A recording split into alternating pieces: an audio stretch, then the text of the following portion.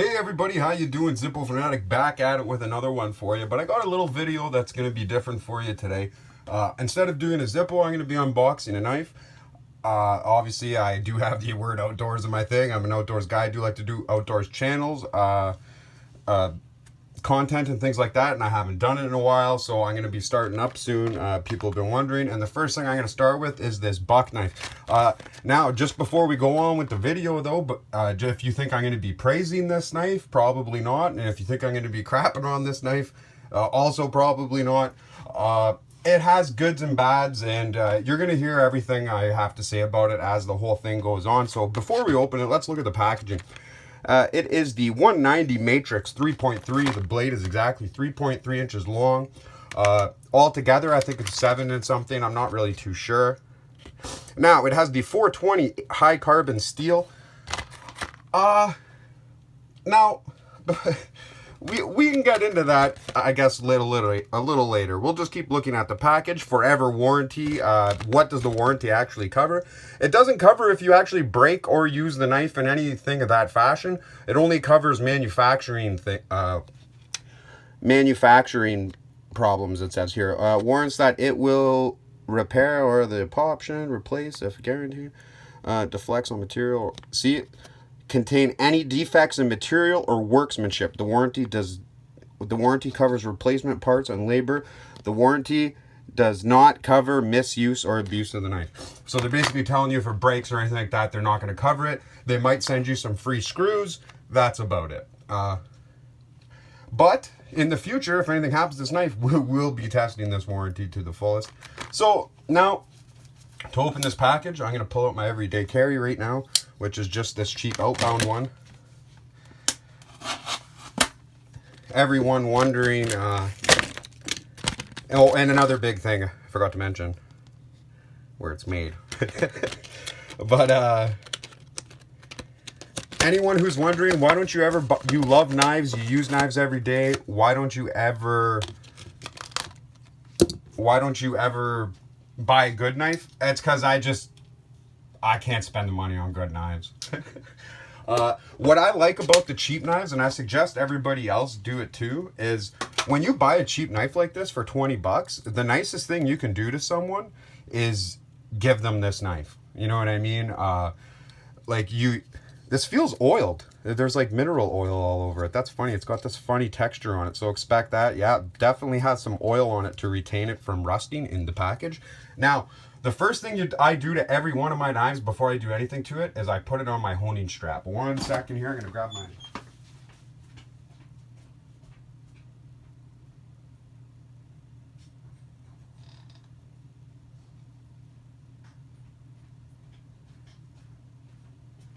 Okay, so this here is called a Strop. Now, with my Strop, what this is a piece of actual genuine leather. My friend used to make things, his dad, sorry, used to make things and do wood burning on leather and all these beautiful things. But he's too old to do it now, so he gave me all his old leather about 15 years ago. So if he was too old to do it then, you can imagine what 15 years have done. So I made this Strop. I just got a 2x4, and I actually... 15 years ago, I wanted to practice wood carving and wood burning to make designs, and these are some of the things I made on the back of this 2x4. And then I made the Strop out of it. So, how to properly use the Strop, you got to put green high polish compound on the leather. Never let this get dry, make sure it's always moist. I keep it in a humid area of my basement, so it actually never needs to be oiled. And what you're going to do is you're just going to bring the blade all the way up, and then turn it over all the way down. You don't go forward like a sharpening stone, you just always bring it down. This will put the razor edge on the knife. I'm going to do it a little off camera. I tend to do it fast, and I don't like to hit the camera. I will hit the camera. Sorry, I'm doing this off screen, but I showed you guys the direction I go. I always do this to a brand new knife before I cut anything, because a lot of the times from the factory, there's microscopic burrs on there. The knife comes with a perfect edge when you get it. So if you put it on a honing strap or strop, sorry, I keep calling strap, a strop with an O instead of an A. If you do this first, you will have a way better experience with your knife. There's microscopic burrs on there you can't see or feel, and this cleans it right up. So we'll put the strop away. You don't need to see that. put the knife away. Oof. Oh, let's see if this thing shaves hair. Yeah. You can see it. Look at, just shave my hair away. I can guarantee you, well, I can guarantee you it would not do this out of the package. I should have showed you first to guarantee it, but I'm just so used to opening brand new buck knives that, and trying it, and it never ever works. Like, it literally never ever works out of the package. You cannot shave hair out of the package on it. Any of these cheap buck knives, I swear it. That's why I put it on the honey strap, because look at the difference it makes. And now this thing will be able to remain sharp the entire time. And it'll do well for the blade. It'll help it cut through things and prevent it from dulling, because it's so smooth, it'll cut through, it slices better. But what I would do, I would recommend to you, if you had one of these cheaper knives, is to strop it about once every 3 weeks, once a month. That's what I do, just to keep it up on things. It always stays sharp. I don't use it on metal or things like that. Always use a cutting board, or I watch what I'm doing with it. But when you're in the bush and you need to cut something, you need to cut something. That's why I also like buying the cheap knives, because I can throw this away, I can give it away. When it gets old and used, you know what a gift that is for somebody? They have no idea about it, right? And it also has an aluminum anodized handle with a great design in it. I do like it. This knife feels great in the hand, and it feels much lighter. My everyday carry right now is this. I would say it weighs almost double than what this weighs. This one weighs almost double than what this one. This one is very light, and I have a very large hand. This actually fits my hand very well. I've seen some videos on YouTube. People with much smaller hands said the knife was too big. But for a guy with my size hands, it makes all the difference. This is a perfect size. I like the ribbing here, whatever those things are called. There's a technical name for it. Sorry, I'm not a knife guy, guys. I'm just a heavy user. Everything is tight reaction. And another thing I want to bring out here too is I want to show you. So, see the clips? They all open like this.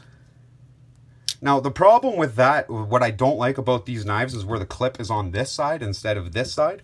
Because my other knives I usually carry, you could see the clip is on the side the blade opens like this, right? These ones are on the bottom side of that. So what happens is when that's going on, sorry, I just wanted to align it so it was right for you guys. What happens is when I put this in my pants, sometimes this blade will go open and I'll go to stick my hand to grab it and I'll poke myself because this is coming undone. I do not like clips that clip on from this angle. It just doesn't fit right with me. And when I clip it on this side, I know my blade isn't coming out at the top and I'm going to slice myself or poke myself. It's always pointing down because you're usually not running up your hand. So that's just something to point out about clip placement. I don't like the clips on this side. I have cut myself before and poked myself before because of this. Usually it won't happen while the knife is brand new. It happens over time when this loosens and it'll just open on its own. That's when I usually give the knife away or something like that. I give most of my knives away. Like, if I kept every knife I have ever owned, I would have a pretty big collection of junk knives. But I like to give people the opportunity to get into something too themselves, and I always give them away. I don't keep many of them. I have a bunch of brand new ones still in the package when they go on sale under the bed. But I just haven't used those ones because I had a bunch of them and I've already used them. I just really don't like them. But as far as the steel goes on this, it is a good steel. It's probably better than this blade and this blade. These are Outbound knives, cheap knives. They were $9 each. This one was $20 on sale from $40. It's a great looking design. I do like it. I think it's gonna last. I've had good experiences with a lot of cheap buck knives, but the same thing. Eventually the blade is gonna go, and the sharpening doesn't hold up. Now it might say that this is 420 high carbon steel, but don't forget, this is China's version of 420 high carbon steel. Now, if this knife was made in Japan, I would have nothing but confidence in it because they make some amazing steel and they take pride in whatever they're stamping their logo on, unlike, some factories in China, I meant to say, whereas Japan takes great care in their quality control and things like that. That's probably why Zippo lets them make customs. But as far as this, it's probably better steel than your cheapest run-of-the-mill steel and some of your cheaper knives and things like that. But just don't plan on it being the high carbon steel you want from a more expensive knife. It's not going to be. It's China's version of that metal. And their metal isn't as good because they use electricity. They don't know the secrets of the hardening processes like big steel plants where I'm from do. And that's why, you know, other places in the world have better steel. Germany has better steel. Japan has better steel. Canada has better steel. That's why America buys all their armor plating from my hometown. So if you're in the American military and you have a piece of armor on any equipment you have, it came from my hometown. So another thing about this knife is it took to the honing really well. Some knives I hone like that on the Strop won't shave hair. This one did. Did a very good job too. It's nice and smooth. So I know if I'm in the bush for too long and I got to shave, I'm ready to go. And if you guys don't have any leather and green compound and a piece of wood, it's very cheap to obtain and very easy to get by. I suggest you do. It'll make your life very much easier with knives, and you'll be sharpening them less if you hone them more. Like you probably noticed, old barbers always doing that on their shaving razors. You don't see them on the stones very often because they always hone it, right?